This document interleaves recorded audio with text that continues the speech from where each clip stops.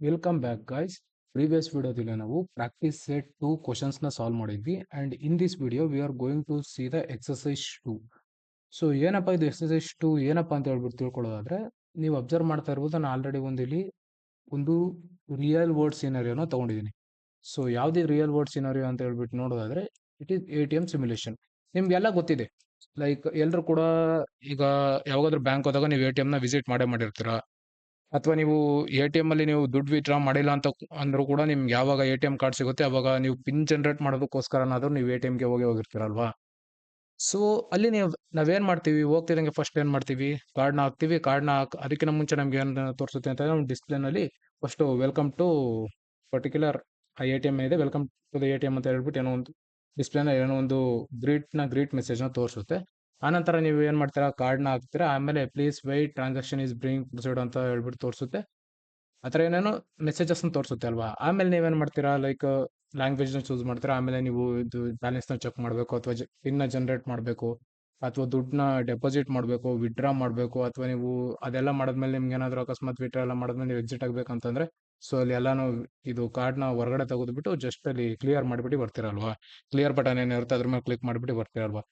So ಇದನ್ನ ನಾವು ಯಾವ ಥರ ಕೋಡ್ನಲ್ಲಿ ಬರೆಯೋದು ಅಂತ ಹೇಳ್ಬಿಟ್ಟು ಅದನ್ನ ನಾವು ಎಕ್ಸಸೈಸ್ 2 ನಲ್ಲಿ ನೋಡೋಣ. This is about exercise 2.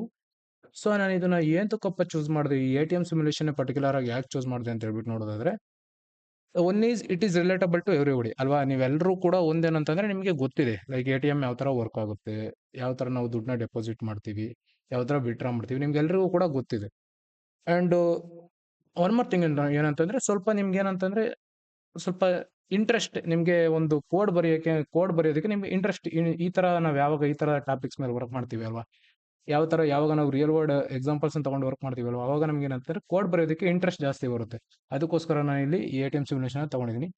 So ಈಗ ನೀವೇನ್ ಮಾಡ್ಬೇಕಪ್ಪ ಅಂತಂದ್ರೆ, ಜಸ್ಟ್ ನಾನು ಇಲ್ಲಿ ಪ್ರಾಬ್ಲಮ್ ಸ್ಟೇಟ್ಮೆಂಟ್ ಕೊಟ್ಟಿದ್ದೀನಿ ಅಲ್ವಾ, ಇದನ್ನ ಯೂಸ್ ಮಾಡ್ಕೊಂಡು ನೀವೇನ್ ಮಾಡ್ಬೇಕಪ್ಪ ಅಂತಂದ್ರೆ, ಜಸ್ಟ್ ಒಂದು ಫೈಲ್ನ ಕ್ರಿಯೇಟ್ ಮಾಡಿ, ನಿಮ್ಮ ಎಂಟರಿಜಿ ID ಏನಿದೆ ಅದರೊಳಗಡೆ ಒಂದು ಫೈಲ್ನ ಕ್ರಿಯೇಟ್ ಮಾಡಿಬಿಟ್ಟು ನೀವು ಇದಕ್ಕೆ ಕೋಡ್ ಬರೆಯೋದಕ್ಕೆ ಟ್ರೈ ಮಾಡಬೇಕು.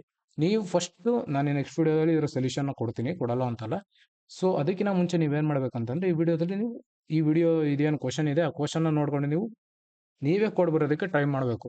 ಸೊ ನಿಮಗೆ ಒಂದು ಕಂಪ್ಲೀಟ್ ಕೋಡ್ ಬರೆಯೋಕ್ಕಾಗಿಲ್ಲ ಅಂತಂದ್ರೆ, ಜಸ್ಟ್ ಲೈಕ್ ಅರ್ಧ ಕೋಡ್ ಆದ್ರೂ ಬರೆಯೋದಕ್ಕೆ ಟ್ರೈ ಮಾಡಿ. First of all like half code, partial code ಆದ್ರೂ ಬರೆಯೋದಕ್ಕೆ ಟ್ರೈ ಮಾಡಿ. ಲೈಕ್ ಅಟ್ಲೀಸ್ಟ್ ಈ ಏನು ಡಿಸ್ಪ್ಲೇ ಸ್ಟೇಟ್ಮೆಂಟ್ಸ್ ಏನಿದಾವಲ್ವ, ಯಾವ ಥರ ಡಿಸ್ಪ್ಲೇ ಮಾಡುತ್ತೆ, ಲೈಕ್ ಯಾವ ಥರ ನಾವು ಚೆಕ್ ಬ್ಯಾಲೆನ್ಸ್ ಮತ್ತೆ ಡೆಪಾಸಿಟ್ಸ್ ವಿಡ್ರಾ ಚೂಸ್ ಮಾಡ್ತೀವಿ, ಜಸ್ಟ್ ಅವನಾದ್ರೂ ನೀವು ಪ್ರಿಂಟ್ ಮಾಡೋದಕ್ಕೆ ಟ್ರೈ ಮಾಡಿ. ಲಾಜಿಕ್ ಬರೆಯೋಕೆ ಗೊತ್ತಿಲ್ಲ ಅಂತಂದ್ರು ತಲೆ ಕೆಡಿಸ್ಕೊಬೇಡಿ. ಸೊ ನಿಮಗೆ ಬರೆಯೋಕೆ ಬರಲಿಲ್ಲ ಅಂತಂದ್ರೂ ಕೂಡ ಏನು ಪ್ರಾಬ್ಲಮ್ ಇಲ್ಲ, ಯಾಕಂತಂದ್ರೆ ಬಿಗಿನರ್ಸ್ ಆದವ್ರಿಗೆ ಅಷ್ಟು ಈಸಿಯಾಗಿ ಈ ಥರ ಕೋಡ್ಸ್ಗಳನ್ನ ಬರೆಯೋಕೆ ಆಗೋದಿಲ್ಲ. ಸೊ ನೀವು ಯಾವಾಗ ಈ ಥರ ಬರೆಯೋದಕ್ಕೆ ಟ್ರೈ ಮಾಡ್ತೀರಾ, ಬೈ ಪ್ರಾಕ್ಟೀಸ್ ನಿಮಗೆ ಬರ್ತಾ ಹೋಗೋದು. ಆ್ಯಂಡ್ ಒನ್ ಮೋರ್ ಥಿಂಗ್ ಏನಂತಂದ್ರೆ, ಪ್ರೋಗ್ರಾಮಿಂಗ್ ಅಂತ ಅನ್ನೋದು ಒಂದೇ ರಾತ್ರಿನಲ್ಲಿ ಅಥವಾ ಒಂದು ದಿನದಲ್ಲಿ ಬರೋವಂಥದ್ದಲ್ಲ.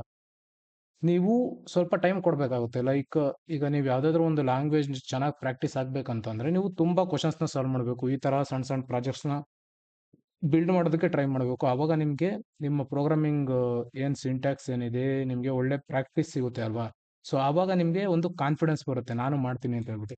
ಸೊ ಅದಕ್ಕೋಸ್ಕರ ನೀವೇ ಈ ಕೋಡ್ನ ಬರೆಯೋದಕ್ಕೆ ಟ್ರೈ ಮಾಡಿ ಅಂತ ಹೇಳ್ತೀನಿ. ಓಕೆ ಗಾಯ್ಸ್, ಈ ವಿಡಿಯೋದಲ್ಲಿ ಇಷ್ಟೇ. ಸಿಗೋಣ ಮುಂದಿನ ವಿಡಿಯೋದಲ್ಲಿ.